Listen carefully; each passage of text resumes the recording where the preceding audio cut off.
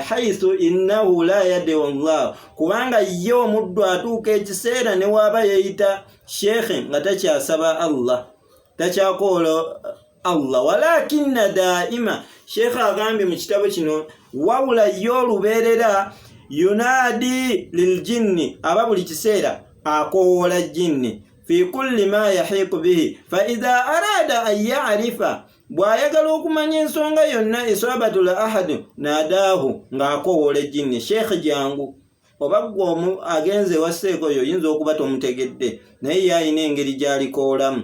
Wa in arada an ya'rifa asma'ul jinni alladhi ma'al musab, bw'aba ayagala okumanya amannya g'amajinni agali oba malubaale oba mukazi oba ani oba mayembe oba biteega, ebiseera ebisinga era asigala akoowoola eryo jinni lijje limubuulire, naye n'atamanya lyakoola ba mikwano na bali ba'duha the ba'd. N'olw'ensonga eyo, au diyanatuhum, oba ayagala okumanya amannya g'amajinni ago, naadaahu fayadillu yunaadihi wa yunaadihi, n'awangaala ng'omuddu oyo yunaadihi nga akoowoola majinni ebiseera ebisinga mu kujjanjaba, n'akosa n'asigala ng'akosa.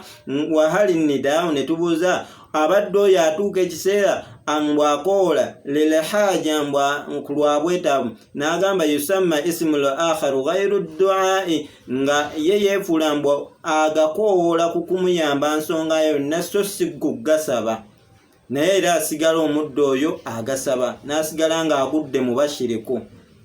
Ate nga kimanyikiddwa waman daa ahada ghayru llahi, omuntu yenna asaba kyonna ekitali Allah mu kumuyamba, faqad ashrak, abeera amaze okukola shiriki, aba avudde mu busiraamu. Ntegeerekeka? N'olw'ensonga eyo